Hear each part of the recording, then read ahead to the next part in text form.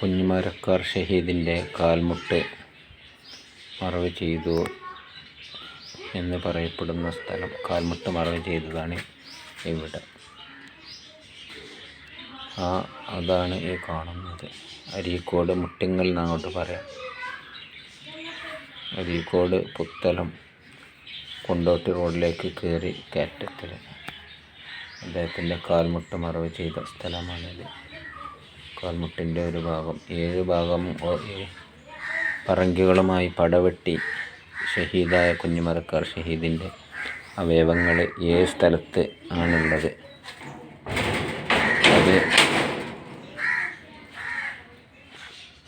അതിൽപ്പെട്ട കാൽമുട്ട് മറവ് ചെയ്തു എന്ന് പറയപ്പെടുന്ന സ്ഥലമാണിത്. അങ്ങോട്ടുള്ള വഴി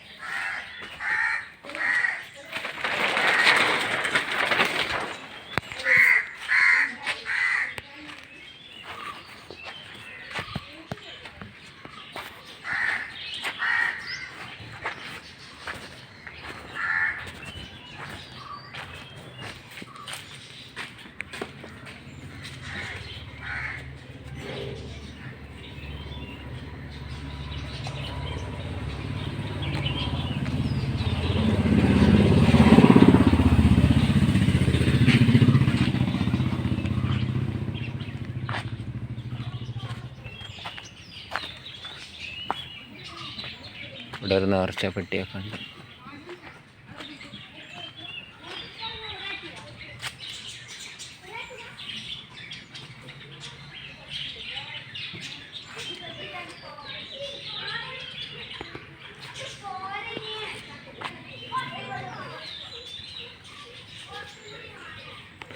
ഇത്രയേ ഉള്ളൂ. ഇൻഷാ അല്ലാഹ്.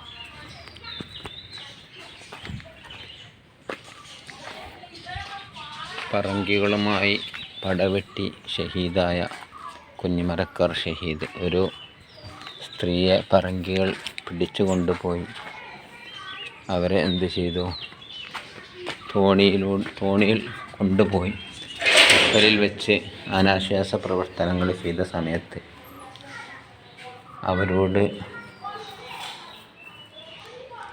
പടവെട്ടി ഷഹീദായ മഹാനായ കുഞ്ഞിമരക്കാർ ഷഹീദിൻ്റെ അവയവങ്ങൾ 7 കഷ്ണങ്ങളാക്കി കടലിലെറിയുകയും അത് ഓളങ്ങളിലായിക്കൊണ്ട് പല ഭാഗത്തും അതിൻ്റെ കഷ്ണങ്ങളെത്തുകയും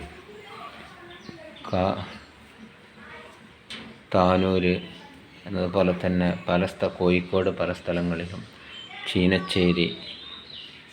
ചീനച്ചേരി എന്ന സ്ഥലത്ത് ഇദ്ദേഹത്തിൻ്റെ വലിയൊരു മക്കാമുണ്ട്.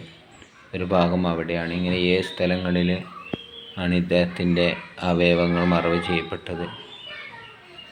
പറങ്കികളുമായി പടപൊരുതിയ മഹാനായ ഷഹീദ് കുഞ്ഞിമരക്കാർ ഷഹീദ് കല്യാണത്തിൻ്റെ സദസ്സിൽ നിന്ന് വിവാഹം നടന്നുകൊണ്ടിരിക്കുന്ന സമയത്ത് ആരോ വിളിച്ചു പറഞ്ഞു, ഒരു സ്ത്രീയെ പറങ്കികൾ കൊണ്ടുപോയിട്ടുണ്ട്.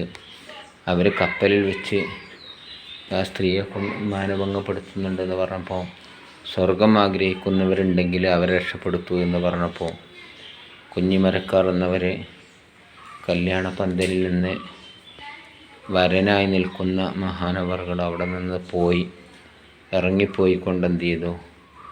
അടർക്കളത്തിൽ അടരാടിക്കൊണ്ട് കടലിലേക്ക് ഒരു തോണിയുമായിക്കൊണ്ട് ഒരാളെ വിളിച്ച് തോണിയുമായിക്കൊണ്ട് അദ്ദേഹത്തെ അങ്ങോട്ട് എത്തിക്കാൻ പറയുകയും അങ്ങനെ എന്ത് ചെയ്തു? ആ പറങ്കികളിൽ നിന്ന് ആ സ്ത്രീയെ രക്ഷപ്പെടുത്തി തോണിക്കാരൻ്റെ കൂടെ അയക്കുകയും ആ സ്ത്രീയെ രക്ഷപ്പെടുത്തുകയും ചെയ്ത ശേഷം അദ്ദേഹം അവിടെ വെച്ച് ഷഹീദായി. അവസാനം കുറേ ആളുകളെ കൊന്നതിൻ്റെ ശേഷം അദ്ദേഹത്തിനെ പറങ്കികൾ വെട്ടി നുറുക്കി കടലിലെറിഞ്ഞു. അദ്ദേഹത്തിൻ്റെ അവശിഷ്ടങ്ങൾ പല ഭാഗത്തായിട്ട് എത്തിയിട്ടുണ്ട്. അതിൽപ്പെട്ട ഒന്നാണിത് എന്ന് പറയപ്പെടുന്നു. ഇൻഷാ അല്ലാഹ്. അസ്സലാമു അലൈക്കും.